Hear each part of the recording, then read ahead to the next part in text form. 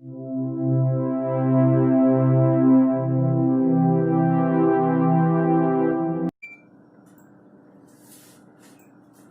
Students, जैसे कि आपको एक्सरसाइज 1.1 हो चुकी है, इंट्रोडक्शन भी हो चुका है, चैप्टर में क्या क्या है क्या नहीं ये भी हो चुका है। तो ऐसे इसी क्रम में हम आगे बढ़ेंगे। तो एक्सरसाइज 1.2 करते हैं, क्लास 10th मैथमेटिक्स। ठीक है, लेट बी स्टार्ट। देखो इसका फर्स्ट क्वेश्चन, सबसे पहले क्वेश्चन रीड करते हैं। क्वेश्चन क्या कह रहा है? Express each number as a product of its prime factor. मतलब हमें इसके प्राइम फैक्टर्स बताने हैं। जैसे कि इसका फर्स्ट पार्ट दे रखा है। फर्स्ट पार्ट में क्या है? 140 मतलब 140। ठीक है, अब इसके प्राइम फैक्टर्स बताने। प्राइम फैक्टर मतलब गुणनखंड। ठीक है, गुणनखंड कौन कौन से होंगे? 2 से करते हैं हम, मतलब डिवाइड किया जाता है। इसमें नॉर्मली डिवाइड किया जाता है। डिवाइड में क्या है? 2 से करेंगे, सबको पता है कितना आएगा? 70। अब फिर सबसे छोटी संख्या से स्टार्ट करते हैं। सबसे छोटी क्या है? 2। और 2 से जैसे ही जिस संख्या से मतलब कंप्लीट हो जाता है उसका डिवाइड, उसके बाद नेक्स्ट पर आते हैं। ठीक है, जैसे अभी हमें दिख रहा है पीछे 0 आ रहा है तो अभी 2 से डिवाइड हो सकता है। ठीक है, ऐसे ही देन अब हमें क्या दिख रहा है? पीछे 5 आ रहा है, लेकिन 5 2 से डिवाइड कम्प्लीटली नहीं होगा। जब कंप्लीट डिवाइड नहीं होगा तो हम आगे वाली संख्या की तरफ बढ़ेंगे। 2 से आगे क्या है? 3। 3 से भी नहीं होगा, क्यों? 5 में फिर भी रिमाइंडर बचेगा, लेकिन हमें रिमाइंडर नहीं रखना है। तो इसके लिए हम क्या करेंगे? 5 से कितना आ रहा है? 7। 7 से 1। ठीक है, तो इसके क्या हो गए फैक्टर्स? देखो 2 इंटू 2 इंटू 5 इंटू 7। ठीक है, क्या लिख सकते हैं इसे हम? 2 की पावर 2 इंटू 5 की पावर 1 इंटू 7 की पावर 1। तो ये क्या हो गया? इसके प्राइम फैक्टर्स हो गए। हमने इसे फैक्टर्स के रूप में लिख दिया कि इसके ये फैक्टर्स हैं। जैसे इसका सेकंड पार्ट करते हैं। देखो सेकंड पार्ट क्या कह रहा है? 156। इसके करेंगे फैक्टर्स। 2 से कितना होगा? 7 8। अगेन 2 से 3 9। अब हमें दिख रहा है 2 से नहीं जाएगा, पीछे क्या है? 9। 9 में 2 से करते हैं, 8 में जाएगा, लेकिन 10 में जाएगा, 12 में जाएगा, लेकिन 6 में जाएगा, लेकिन 9 में नहीं जाएगा, क्योंकि रिमाइंडर बचेगा। इस वजह से 2 चाहे क्या है? 3। 3 से 1, 3 से 3 13। और ये तो सबको पता है 13 सेल्फ डिवाइडेड है, 1 एंड सेल्फ। 13 से 1। इसके फैक्टर्स क्या हो जाएंगे? 156 के क्या लिख सकते हैं हम इसे? 2 इंटू 2 इंटू 3 इंटू 13। ठीक है, अब इसे क्या लिख सकते हैं? 2 की पावर 2 इंटू 3 की पावर 1 इंटू 13 की पावर 1। ठीक है, 1 पावर 1 को हम दिखाएं ना दिखाएं इससे कोई बात नहीं है, दिखा भी सकते हैं और नहीं भी दिखा सकते हैं। ठीक है, इसका थर्ड पार्ट करते हैं ऐसे ही। देखो थर्ड क्या कह रहा है? 3 8 2 है। ठीक है, अब देखो इसके फैक्टर्स करेंगे। फैक्टर्स करने के लिए सबसे पहले क्या है? देखो 2 से हमें दिख रहा है पीछे क्या है? 5, तो 2 से तो जाएगा नहीं। फिर 3 से करके देखते हैं। देखो अब पीछे 5 है। अब ये हमें पता है कि जब 2 से पीछे 5 आता है तो 3 से भी नहीं जाता है, क्योंकि रिमाइंडर बचता है। फिर किससे स्टार्ट करेंगे? 3 से। 3 से 1 2 2 कैरी आ गई, 7 1 5। ठीक है, अगेन 5 से। ठीक है, हाँ 5 से हो गया था, आगे 3 से हो गया था। अब देखो फिर से 3 से करके देखते हैं होता है तो 4 2 5। ठीक है, 3 से अब ट्राई करते हैं, होता है तो ठीक है, नहीं तो फिर नेक्स्ट बढ़ेंगे। क्या है? 1 4, लेकिन 5 में इसमें कम्प्लीटली डिवाइड नहीं जा रहा है। इसका मतलब क्या है? यहाँ पर ये रिमाइंडर बच रहा है। इस वजह से 3 की जगह अब किससे करेंगे? 5 से। 5 से करते हैं तो 8 एंड 5। अब किससे करेंगे? अब फिर से 5 से कितना? 1 7 अगेन 17 से 1। इसके फैक्टर्स क्या हो जाएंगे? इसको हम क्या लिख सकते हैं?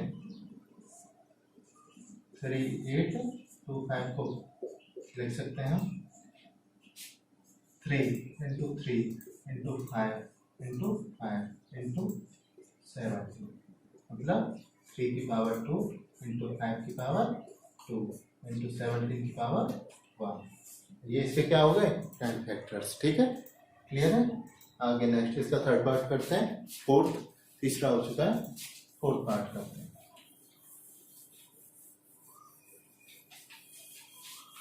देखो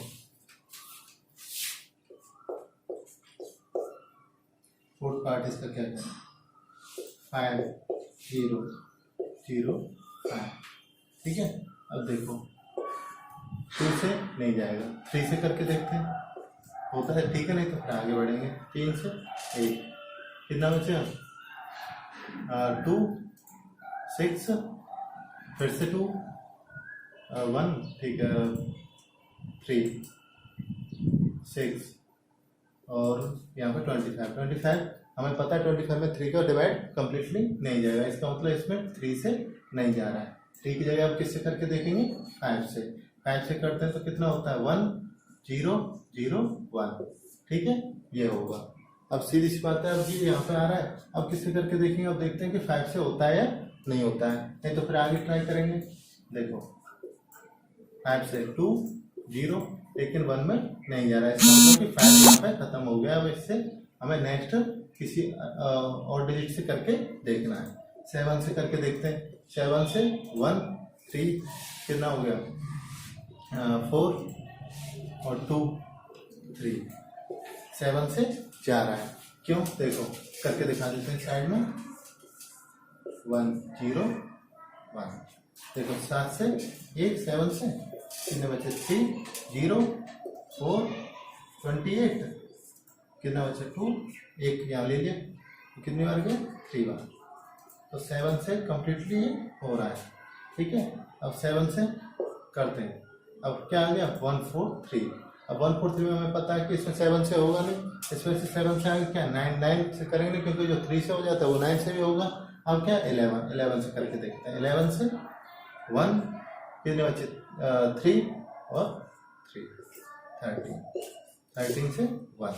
जैसे हम क्या लिख सकते हैं, 5 0 0 5 को हम लिख सकते हैं 5 इंटू 7 इंटू 11 इंटू 13। ठीक है, मतलब 5 की पावर 1 इंटू 7 की पावर 1 इंटू 11 की पावर 1 इंटू 13 की पावर 1, क्योंकि इसकी पावर सब सिंगल डिजिट है और ये प्राइम फैक्टर्स इसके क्या होंगे, यही होंगे। ठीक है, ऐसे इसका नेक्स्ट। ठीक है, देखिए इसका लास्ट पार्ट करते हैं। अब देखो लास्ट पार्ट में क्या दे रखा है, 7 4 2 9। इसके फैक्टर्स करते हैं। देखो हम इसे 2 से करेंगे, 3 से करेंगे, 4 से करेंगे, ऐसे ही हम इसका डिवाइड करके देखते हैं तो हम पाते हैं कि इसका डिवाइड कहाँ पे जाके कंप्लीट होता है, क्योंकि 2 से नहीं होगा, क्योंकि पीछे क्या आ रहा है, 9 आ रहा है, 9 पीछे आता है तो 2 से डिवाइड नहीं होता है। ऐसे 3 से के लिए हम क्या करते हैं, इन सबको ऐड करके देखते हैं। ऐड करने के बाद अगर उस संख्या में 3 से भाग जाता है तो इसका मतलब कि वो 3 से डिविजिबल है, नहीं तो नहीं है।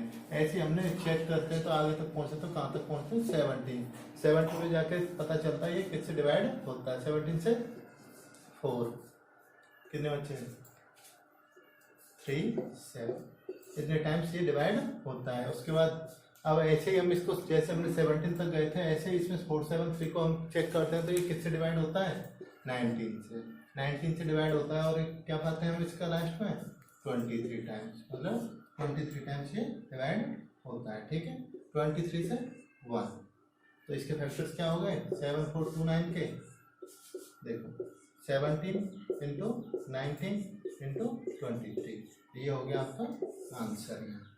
ठीक है, तो आपका फर्स्ट क्वेश्चन कंप्लीट है। ठीक है, क्वेश्चन सेकंड की तरफ बढ़ते हैं आप।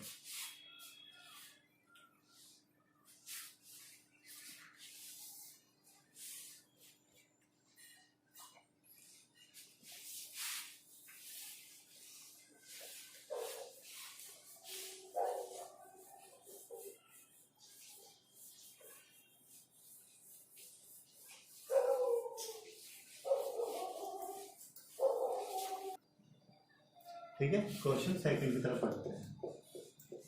देखो क्वेश्चन सेकंड पहले रीड कर लेते हैं, क्या कह रहा है, find the LCM and HCF of the following pairs of integers and verify that LCM HCF किसके इक्वल होता है? Product of two numbers.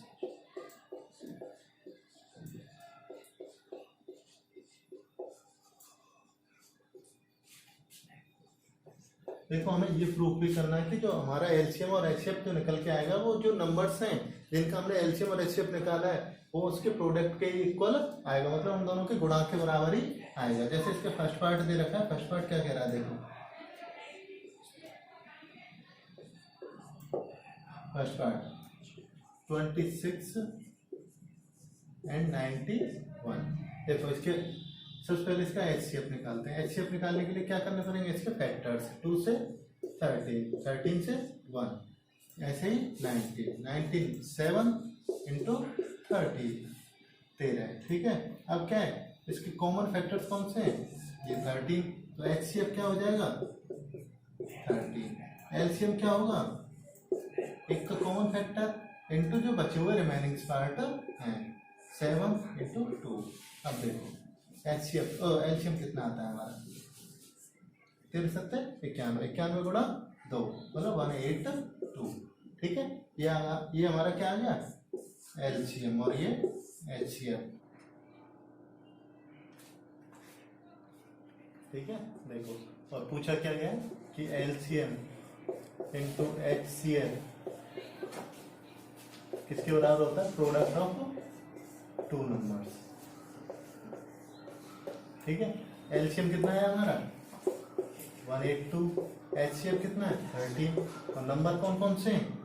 26 and 91। अब इन दोनों का जो मल्टीपल आएगा वो कैसा होना चाहिए? हमारा सेम होना चाहिए, सेम होगा, यही उसने पूछा है। इसका मल्टीपल कितना आएगा? इतना, और इसका भी कितना आएगा? ठीक है, आप लोग चेक कर लेना क्योंकि टाइम ज्यादा लगे, इस वजह से डायरेक्ट कैलकुलेशन कर दिए। ऐसे ही क्वेश्चंस करने और सेम प्रोसेसिंग इसके 2-3 पार्ट और दे रखे हैं उनमें भी करने। चलो आगे बढ़ते हैं। ठीक है, देखो इसके सेकंड पार्ट की तरफ बढ़ते हैं। 510 एंड 9 फैक्टर्स करते हैं इसके। देखो साइड में करके बताते हैं कैसे करते हैं, जैसे कि हमने फर्स्ट क्वेश्चन में किए थे उसी प्रकार से इसमें करना है। 2 से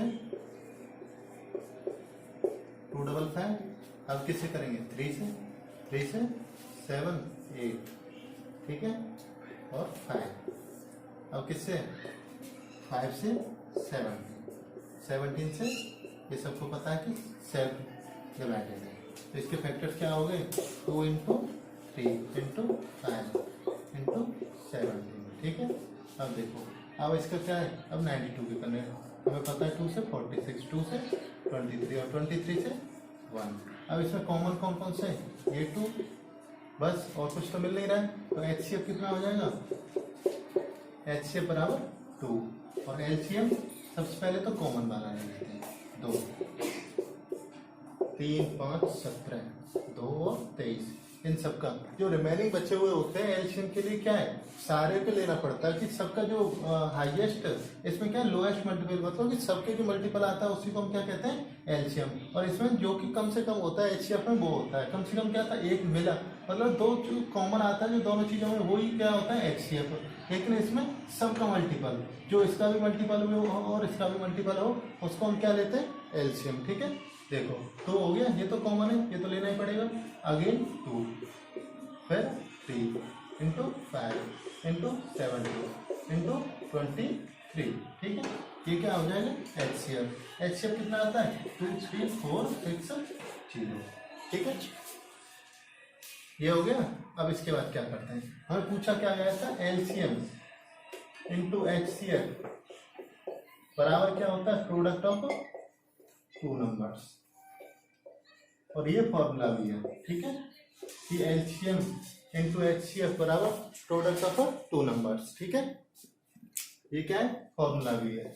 अगर हमें प्रोडक्ट दे रखा है दोनों नंबरों का, एलसीएम निकालना है तो क्या करेंगे? प्रोडक्ट अपॉन एचसीएफ हो जाएगा। ठीक है, एलसीएम निकालना है तो अगर एचसीएफ निकालना है तो एचसीएफ यहाँ रह जाएगा और product of two numbers upon LCM. ये क्या है? फॉर्मूला भी बनता है, क्योंकि आगे वाले क्वेश्चन में पूछा जा सकता है। ठीक है, इसे आप नोट कर लेना और ध्यान में रखना, इंपॉर्टेंट भी है, ठीक है, आगे भी काम आएगा। तो हमें क्या पूछा गया है, अब देखो हमारे पास क्या है, ये तो आ गया। अब देखो एलसीएम कितना है हमारा 23460 और एचसीएफ कितना है 2, और डिजिट कौन कौन सी हैं 510 और 92। इन दोनों का मल्टीपल और इन दोनों का मल्टीपल कैसा आएगा, सेम आएगा, जो कि कितना होगा 46920। ठीक है, आप करके देख लेना 46920। ठीक है, तो ये क्वेश्चन आपका कंप्लीट हुआ, दोनों का सेम आएगा। ऐसे इसका थर्ड पार्ट करके देखते हैं।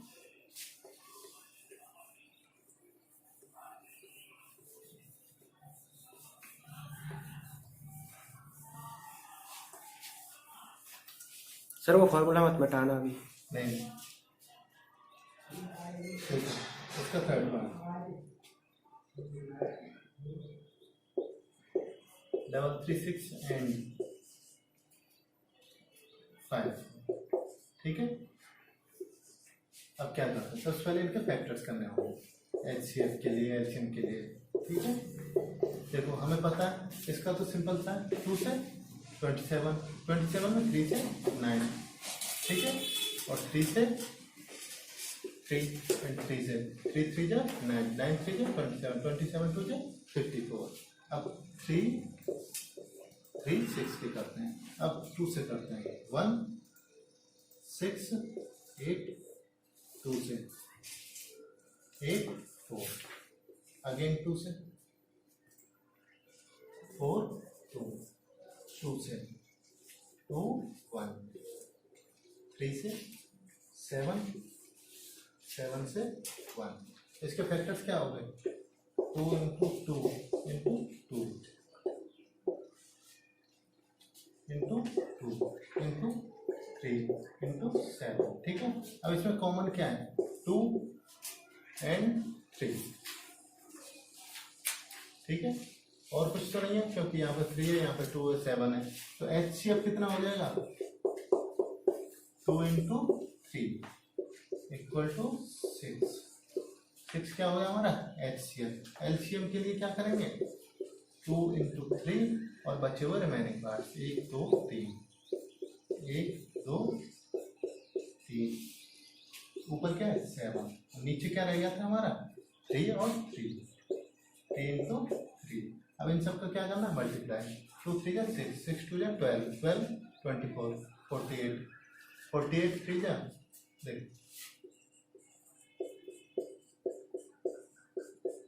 Into 7, 21 into 3, 63 into 48। कैलकुलेट कर लेते हैं, 8 3 24, 2 48 और 2 50, 4 3 12, 1 4 6 24 और 25। ठीक है, क्या आता है 4 2 0 3। ठीक है, ये क्या आ गया हमारा एलसीएम। एचसीएफ ये, एलसीएम ये, तो क्या करेंगे प्रोडक्ट निकालना, दोनों का मल्टीप्लाई करके हम निकाल सकते हैं, आप करके देखना सेम आएगा। ठीक, तो आपका क्वेश्चन सेकंड भी कंप्लीट हो चुका है। क्वेश्चन थर्ड, फर्स्ट और सेकंड क्वेश्चन हो चुके थे, और तीसरा क्वेश्चन देखते हैं। तीसरा क्वेश्चन क्या कह रहा है, find the LCM and HCF of the integers and method कौन सा है हमारा प्राइम फैक्टराइजेशन मेथड, मतलब प्राइम अभाज्य गुणनखंड विधि से हमें एलसीएम और एचसीएफ ज्ञात करना है, जिसका फर्स्ट पार्ट क्या दे रखा है 12 15 एंड 21। अब उसके प्राइम फैक्टराइजेशन मतलब इसके फैक्टर्स करके, इसके फैक्टर्स क्या होंगे 2 2 3 3 6 6 2 जा 12, ऐसे लिख सकते हैं इसे। इसके कितने होंगे 3 इंटू 5 5 3 जा 15, 21 को कैसे लिख सकते हैं 3 इंटू 7। ठीक है, अब इसका एचसीएफ, एचसीएफ क्या होता है, इसमें से क्या कॉमन आ रहा है 3 कॉमन आ रहा है, और कुछ तो हमें दिख नहीं रहा है, 2 इसमें है लेकिन इसमें नहीं है, इसमें भी नहीं है, 5 इसमें है लेकिन ना ऊपर है ना ही नीचे, मतलब तीनों में कॉमन आना चाहिए। वो क्या होता है हमारा एचसीएफ, कितना आ रहा है 3। ठीक है, अब एलसीएम, एलसीएम के लिए इसी विधि से हमें एलसीएम करना हो, सबसे पहले क्या ले लेते हैं HCF कितना है 3। अब जो बचे हुए रिमेनिंग हमारे जो गुणनखंड थे जो कि हमारे फैक्टर्स थे वो हमें लेने हैं। ठीक है, तो कैसे करते हैं देखो 3 इंटू टू इंटू टू। अब नीचे क्या था 5 और 1 7 मल्टीप्लाई करते हैं इन सब का तो कितना आएगा 3 2 जा 6 6 2 जा 12 12 5 जा 16 और 16 7 जा 4 2 0। ठीक है 420। 420 मतलब 420। ठीक है, ये क्या आ गया हमारा एलसीएम और ये क्या था एचसीएफ। ठीक है, तो यही दोनों ज्ञात करवाए थे, यही दोनों फाइंड करने थे हमें। इसका सेकंड पार्ट देखते हैं। सेकंड पार्ट क्या कह रहा है देखो देखते हैं।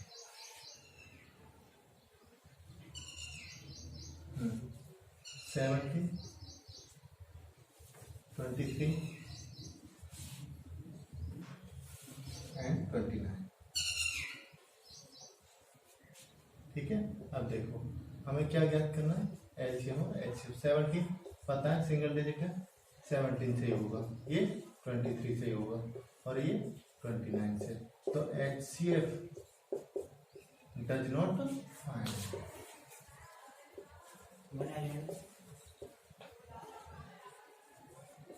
हाँ ठीक है, या फिर 1 ऐसे कर सकते हैं ये दो, क्योंकि इसमें से कॉमन कुछ नहीं आ रहा है, ये सब अलग अलग है, किसी का डिविजिबल नहीं है, सेल्फ डिवाइडेड है। और लेकिन इसका एचसीएफ एलसीएम कितना हो जाएगा, एलसीएम के लिए 17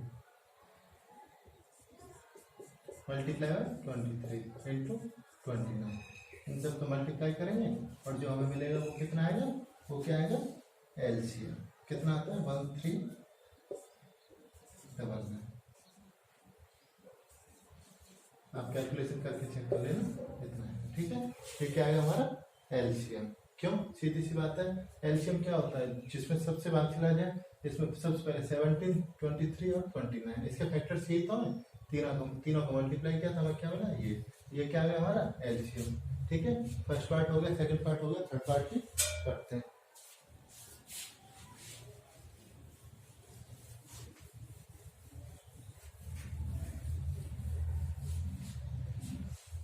थर्ड पार्ट इसका देखो, तीसरा पार्ट क्या कह रहा है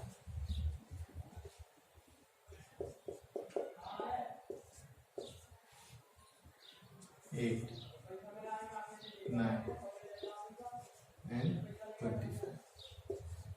देखो 8 के फैक्टर्स क्या होंगे 2 इंटू 2 इंटू 2, 2 से 4 4 दूनी 8, 9 के 3 इंटू 3 सबको पता है 25 के कितने होंगे 5 इंटू 5। तो इसका एचसीएफ कितना आ जाएगा 1। ठीक है, और एलसीएम देखो या तो हम इसे 8 लिख सकते हैं या 2 इंटू 2 इंटू 2, इसे 9 लिख सकते हैं यहाँ पर 3 इंटू 3, इसे 25 लिख सकते हैं यहाँ पर 5 इंटू 5। क्यों, क्योंकि एलसीएम के लिए तो सबको हमें करना होगा। इस वजह से कितना आता है 2 2 जा 4 2 जा 8 8 से 24 24 3 जा 72 मल्टीप्लाई बाय 5 देखो 10 1 36 इंटू 5 0 5 3 30 3 18। ये क्या आ गया हमारा एलसीएम। एलसीएम कितना आ गया 1800। ये क्या आ गया हमारा एलसीएम। ठीक है, और एचसीएफ कितना आया था 1 और एलसीएम 1800। ठीक है, अब इसके देखते हैं। तो ये आपका क्वेश्चन थर्ड कंप्लीट हो चुका है। अब क्वेश्चन नंबर 4 की तरफ पढ़ते हैं।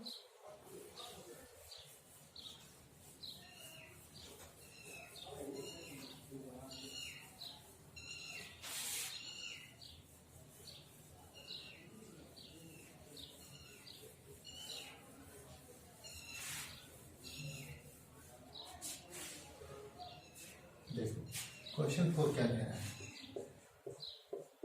HCF 306 and 657 इक्वल टू कितना दिया हमें 9 और LCM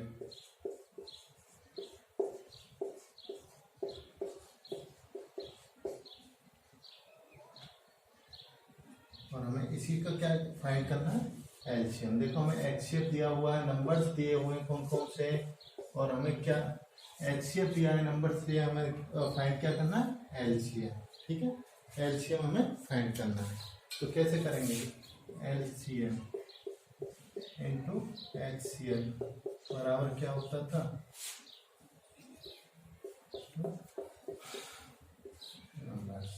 ठीक है, अब देखो एलसीएम फाइंड करना है, एलसीएम के लिए क्या हो जाएगा, n1 into n2 upon HCF. HCF हमें कितना है 9। ठीक है, ये क्या बन गया हमारा फॉर्मूला। तो इसमें हम वैल्यू रखते थे तो हमें क्या मिल जाएगा एलसीएम। तो कितने नंबर क्या क्या है हमारे पास, 306 इंटू 657 अपॉन 9। आपको पता है क्यों, एचसीएफ हमारा कितना दे रखा है इन दोनों का 9, हमें एलसीएम इन दोनों का फाइंड करना है। तो कितना आता है कैलकुलेट करके देख लेते हैं। 3 से देखो कितनी बार कटता है, 1 0 2। ठीक है, 9 से यहाँ पे कितना रहेगा 3। अब देखते हैं इससे 3 4 34 कितना हो 34 इंटू 657 मल्टीप्लाई करते हैं। ठीक है, मल्टीप्लाई करने पे हमें क्या मिलता है 22 3 3 8। ये क्या आ गया हमारा एलसीएम। ठीक है, यही फाइंड करवाया था एलसीएम।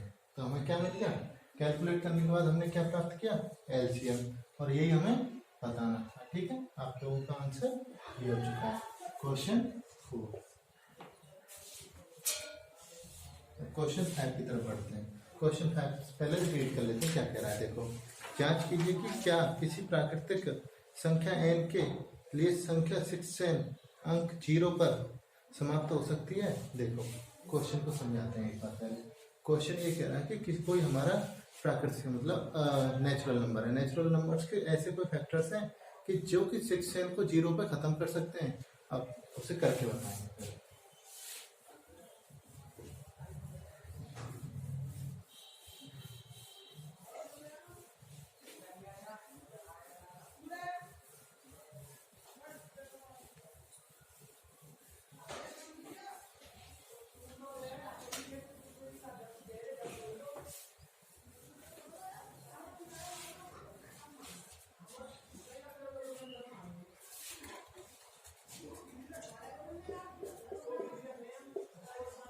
क्वेश्चन नंबर 5 देखिए,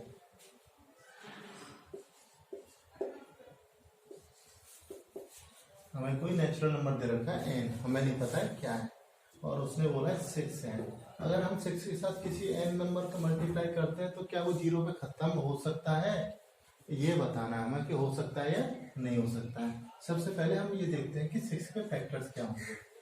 2 इंटू 3 n हमारा यहीं पे क्या मिल गया हमें 2 और 3। 2 और 3 जबकि हम जानते हैं, जबकि अगर किसी संख्या के पीछे 0 हमें कब मिलता है, जब उसके फैक्टर्स या फिर उसके मल्टीपल क्या होते हैं 2 और 5 इसके रूप में जब मिलते हैं, 2 इंटू 5 के रूप में जब मिलते हैं। क्यों, आपने देखा 2 के टेबल में भी क्या आता है 0 आ जाता है, और 5 के में भी 0 आता है। अगर इसके कोई मल्टीपल होते, इसके गुणज होते, तो हम क्या बोल सकते थे कि हमें 0 पे समाप्त हो सकती है हमारी 6n की। अब हम ऐसी वैल्यू पुट करें कि वो 0 पे समाप्त हो जाएगी। लेकिन इसके फैक्टर्स करने के बाद हमें क्या मिल रहा है 2 और 3, क्योंकि 2 और 3 ऐसे हैं कि और हम जानते हैं 2 और 5 से मल्टीप्लाई करने पर ही वो इसके जो फैक्टर्स हैं अगर ऐसे होते 2 और 5 के रूप में होते तो हम क्या बोल सकते हैं ये 0 पे समाप्त हो सकता है। लेकिन इसके किस में 2 और 3 के, तो इसे क्या बोलेंगे नो, ये 0 पे समाप्त नहीं हो सकता है। ठीक है, यही बताना था, एक्सप्लेन करना था। क्यों, बिकॉज क्योंकि इसके फैक्टर्स आर 0 पे समाप्त कौन से होते हैं, जिसके फैक्टर्स क्या हो 2 इंटू 5 के रूप में हो, वो 0 पे समाप्त होती है संख्याएं। ठीक है, नेचुरल नंबर्स। तो यही बताना था। नेक्स्ट क्वेश्चन देखते हैं, क्वेश्चन नंबर 6। देखो क्वेश्चन 6,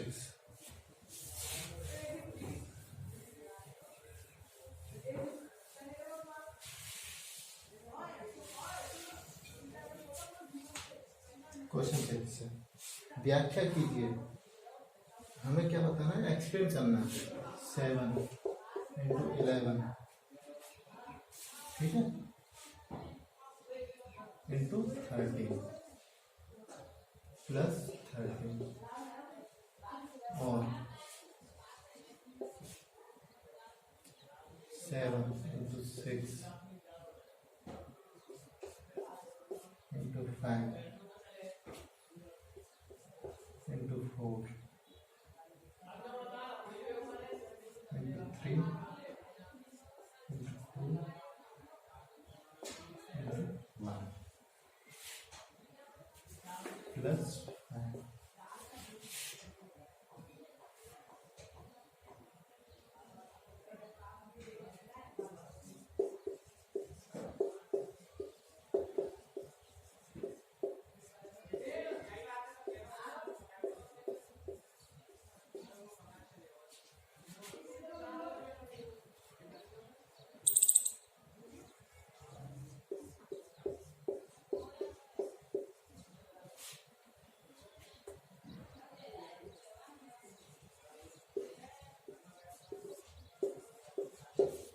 देखो हमें ये दो नंबर्स दे रखे हैं, 7 इंटू 11 इंटू 13 प्लस 13 और 7 into 6 into 5 into 4 into 3 into 2 into 1 plus 5। अब ये दो नंबर दे रखे हैं। अब उसने पूछा कि ये भाज्य संख्याएं क्यों है, कंपोजिट नंबर क्यों है।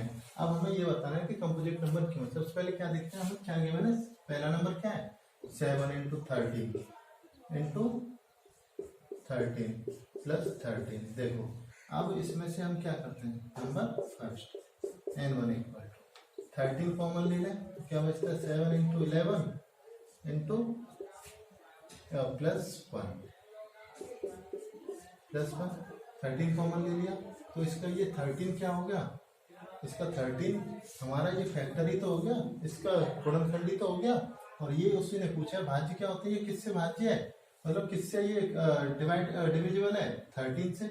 इसका फैक्टर्स क्या है, 30, तो 13 से भागित है तो इसका मतलब ये क्या है, कैसा है, कंपोजिट नंबर है। और उसने यही पूछा था कि ये भाज्य संख्या क्यों है, क्योंकि ये किससे 13 से डिवाइड है। सेकंड नंबर n2 क्या है, n2 दे रखा है 7 into 6 into 5 into 4 into 3 into 2 into 1 plus 5। अब ये देखो ये सब मल्टीप्लाई में है और ये किसमें, प्लस में। इसमें क्या है, 5 है और प्लस में भी क्या है, 5। तो हम 5 कॉमन ले लें तो हमारे पास क्या रह जाता है, 6। मल्टीपल में इसका मतलब कोई एक लेनी पड़ेगी, इसमें से जरूरी नहीं हम किसी को भी लें। हमें पीछे 5 दिख रहा था प्लस में, वो अलग से था एडिशन में, और ये किसमें था, मल्टीपल में। मल्टीपल में तो ये सब बराबर होते हैं, इन सबको मल्टीप्लाई करके हम तब भी 5 को कॉमन लेते, तब भी क्या बचता है हमारे पास, इन सबको मल्टीप्लाई बचता इंटू 2 इंटू 1 प्लस 1, ठीक है। अब ये इसमें से क्या ले लिया हमने, 5। अब 5 कैसा हो गया, इसका फैक्टर हो गया, फैक्टर हो गया। अब फैक्टर हो रहा है तो इसका मतलब क्या, ये भाज्य है। किससे भाज्य है, 5 से भाज्य ये संख्या, और ये किससे थी, 13 से। और ये पूछा था ये भाज्य क्यों है, क्योंकि इसका डिविजिबल क्या है, 13 और इसका क्या है, 5। तो यही पूछा था कि क्यों है, इसी वजह से है क्योंकि इसमें कि 5 कॉमन आ रहा है, इसमें से 13 कॉमन आ रहा है, ठीक है। यही बताना था, क्लियर है। अब देखो क्वेश्चन 7 आपका लास्ट क्वेश्चन।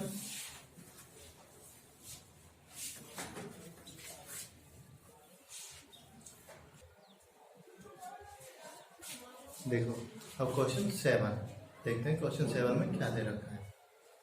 क्वेश्चन पहले रीड कर लेते हैं क्योंकि लैंग्वेज वाला क्वेश्चन है। क्वेश्चन कह रहा है there is a circular path, मतलब सर्कुलर मतलब गोल चक्कर है कोई, अराउंड ए स्पोर्ट फील्ड मतलब कि किसी मैदान का, ठीक है। Sonia takes 18 minute to drive on 1 round. देखो सोनिया क्या करती है, उसका चक्कर लगाने में 18 मिनट लेती है। उस ग्राउंड का, उस मैदान का चक्कर, पूरा चक्कर लगाने में कितने मिनट लेती है, 18, ठीक है, of the field.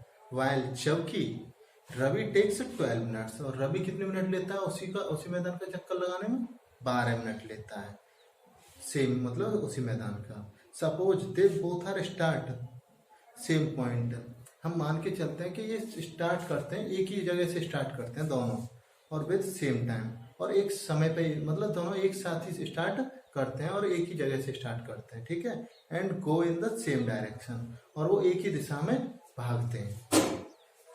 After how many minutes will they meet again at the starting point, और कितने समय बाद, हमें पूछा गया कि आफ्टर मतलब कितने समय बाद वो दोनों स्टार्टिंग पॉइंट पे आके मिलेंगे। जबकि रवि कितने मिनट में लगा रहे हैं, 12 मिनट में, और सोनिया कितने मिनट में लगा रही है उस चक्कर को, उसी ग्राउंड के चक्कर को। सोनिया कितने मिनट में लगा रही है, 18 में, और रवि कितने में लगा रहा है, 12 में, ठीक है, इतने में लगा रहा है। अब उसने ये पूछा कि कितने समय बाद ये दोनों मिलेंगे उसी जगह पे जहां से उन्होंने स्टार्ट किया था। एक वैल्यू हो गई 12, एक हो गई 18। अगर हमें ऐसी चीजें पूछी जाती है तो हमें सीधी सी बात है कि हमें 2 वैल्यूज दे दी हैं, हमें ये पूछा कि कब ये मीट करेंगे, मतलब कब मिलेंगे, मतलब सीधी सी बात है। ये क्या पूछ रहा है हमें, एलसीएम फाइंड करवा रहा है। एलसीएम फाइंड करने के 2 तरीके हैं। एक तो हमने बताया था कि एलसीएम इनटू एचसीएफ बराबर क्या होता है, N1 इंटू N2। N1 क्या है, 18, N2 क्या है, 12। तो ये क्या हो गए, 12 इंटू 18, या फिर 18 इंटू 12, कुछ भी कर सकते हैं। एचसीएफ नहीं है तो एचसीएफ कैसे निकालेंगे, एचसीएफ 12 और 18, 12 के फैक्टर्स 2 इंटू 2 इंटू 3, ठीक है। 18 के 2 से 9, 3, 3, एक तो ये मिल रहा है और एक ये मिल रहा है, ठीक है। तो एचसीएफ क्या हो जाएगा, 2 इंटू 3 इक्वल टू 6। तो एचसीएफ क्या आया, 6। अब देखो हमारे पास एचसीएफ भी है, नंबर भी है दोनों, हमें निकालना क्या है, एलसीएम। तो क्या हो जाएगा, एलसीएम को कहाँ ले आएंगे, नीचे। तो 12 थोड़ा 18, क्योंकि कोई चीज अगर मल्टीप्लाई में होती है तो दूसरी इक्वल टू से उधर जाने के बाद वो किस में आ जाती है, डिवाइड में। तो कहाँ आ जाएगी, डिवाइड में। तो ये कहाँ जाएगा, कितना है, 6, 6 से 3, और 12 3 से 36। देखो मतलब कि वो 36 मिनट बाद सोनिया और रवि जिन्होंने एक साथ रेस स्टार्ट की थी और एक साथ मतलब उन्होंने एक ही जगह से और एक डायरेक्शन में भागना स्टार्ट किया था उस ग्राउंड का, जो कि आपको बता चुके हैं कि उस एक ही ग्राउंड में वो भागना स्टार्ट किया था। तो वो सेम पे, जबकि सोनिया 18 मिनट में उस ग्राउंड का चक्कर लगा रही थी, रवि कितने मिनट में लगा रहा था, 12 मिनट में। अब वो दोनों कब मिलते हैं, जैसे स्टार्ट किया था उन्होंने उसी प्रकार से वो 36 मिनट बाद, देखो मान के चलते हैं ये कोई सर्कुलर पाथ है, यहाँ से सोनिया और रवि ने चलना स्टार्ट किया, यहाँ से चले वो 18 मिनट में, सोनिया कितने मिनट में चक्कर लगा रही है, 18 में एक्स, और रवि 12 में। तो कितने मिनट तक वो चक्कर लगाते हैं, 36 मिनट तक वो चक्कर लगाते हैं, तब जाके वो इसी पॉइंट पे आके दोबारा मिलेंगे। कौन, सोनिया और रवि। तब तक या तो सोनिया आगे रहेगी या फिर रवि पीछे रहेगा, या फिर रवि आगे रहेगा सोनिया पीछे रहेगी, ऐसा चलता रहेगा। लेकिन 36 मिनट बाद ये दोनों इस पॉइंट पे आके मिल जाएंगे, ठीक है। ये उसने पूछा था कि आफ्टर हाउ मेनी टाइम्स ये गेट मीट, तो ये कितने मिनट बाद मिलेंगे, 36 मिनट बाद, ठीक है। तो आपकी एक्सरसाइज कंप्लीट हो चुकी है, नेक्स्ट एक्सरसाइज करेंगे, दैट्स ऑल, थैंक यू।